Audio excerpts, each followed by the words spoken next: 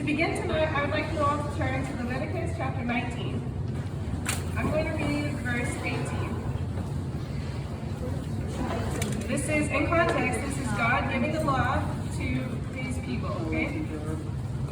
Leviticus chapter 19, verse 18 says, "You shall not take vengeance or bear a grudge against the sons of your own people, but you shall love your neighbor as yourself. I am the Lord." Then if you'll flip over to Matthew chapter 22, in verse 39, Jesus has been asked what the greatest commandment is. So he gives the greatest commandment, which is to love the Lord your God with all your heart, soul, mind, and strength. And then he says, and the second is like it, you shall love your neighbor as yourself. This is something I've heard my whole life. I've grown up in the church, and this is a principle I've been taught many times. However, I've had the thought, what if you don't love yourself that much? You're supposed to love other people. So if you don't love yourself, but you love your neighbor as yourself, how does that work? Tonight, I want to talk about something else. I want to talk about love yourself as you love your neighbor. Before I can establish that, we have to talk about who your neighbor is. So this is not meaning like the person in the house across the street from you, or like the one to the right and left, or even your whole road. It's not that easy. When God says love your neighbor as yourself, he's saying you need to love the people you interact with. Everybody you interact with. So that really helps us narrow it down, right? Okay, so when talking about loving your neighbor as yourself, you think about how you love different people to different degrees. Depends on your relationship with said person. So if you take the cashier at Walmart or the person who's taking your order at the restaurant or something like that, you treat them with respect. You're not rude. You are friendly to them. They're friendly to you. On a normal day, it's not hard to love yourself like you love your neighbor in that way. However, my best friend is the most amazing person on the planet, and I love her so much, and I want to make her happy, and I want to make her smile, and I do anything for her, and I don't do the same for myself. I do not love myself the same as I love my best friend. I do not love myself the same as I love my family. The question is, should I?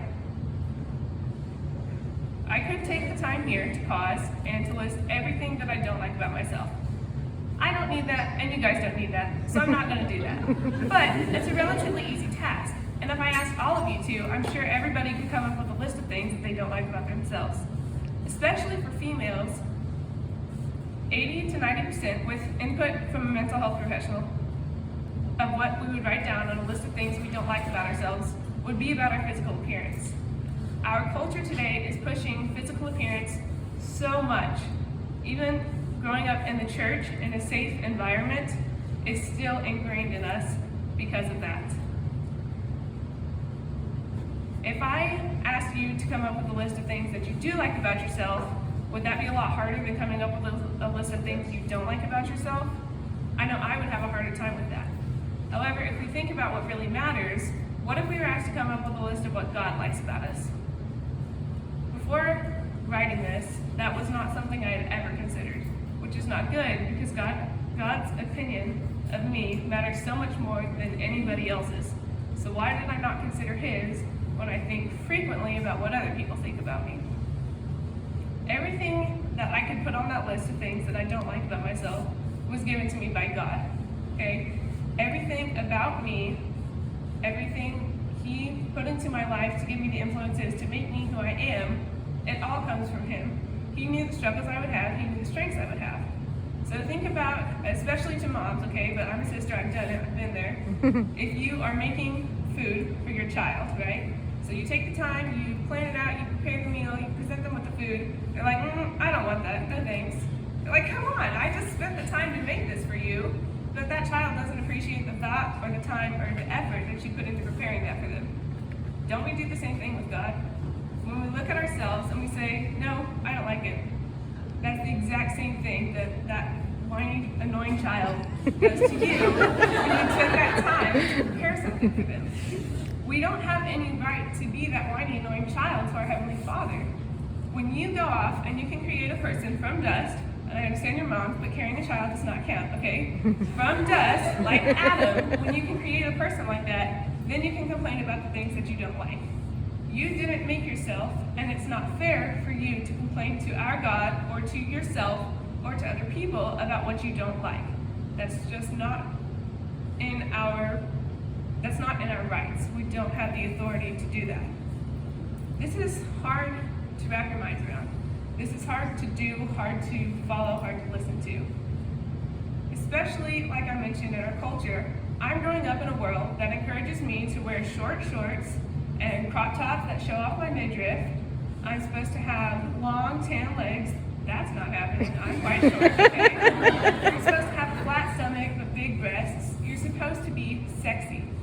That's what every girl should desire to be, right? Wrong. Think about Proverbs 31. In that chapter, God lists everything about a godly woman and a godly wife. Out of everything God puts on that list, how many of those traits are physical? Because last I checked, which was 5 minutes ago to make sure I wasn't wrong, it was 0. God is not concerned with our physical beauty, especially not by society's standards. He is not worried about what we look like physically. He cares about our souls. So this is easy to talk about, right? How do we do it? How do we focus on the things that really matter when we're surrounded by people telling us to focus on the things that don't? Within the church, within our safe environment, it's supposed to look very different from the world. We don't need to look the same, and if we do, there's a problem. So what I want you to think about right now is the things that you compliment.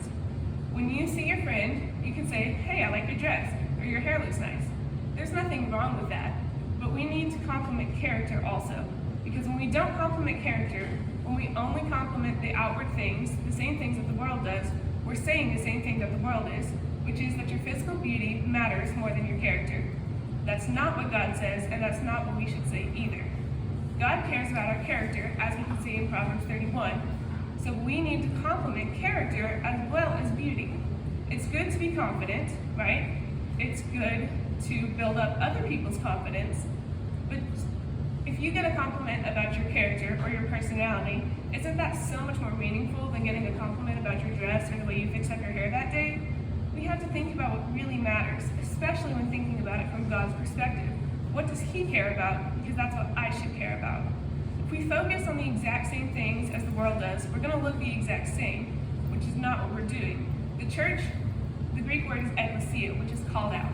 If we're not called out, and if we look the exact same, we're failing as the church. We're failing as Christ's body, which is not what we need to do. So take this moment to think about all the people that you love. Do you love them because of how attractive they are?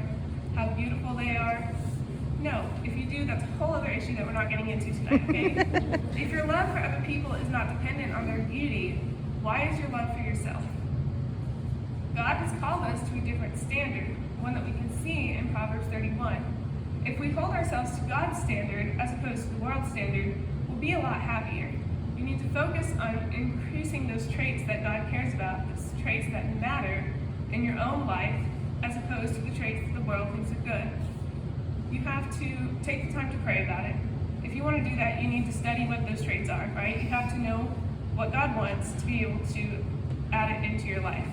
So you have to study it and you have to pray about it. He will help you. You need to open your heart and you need to be real with yourself.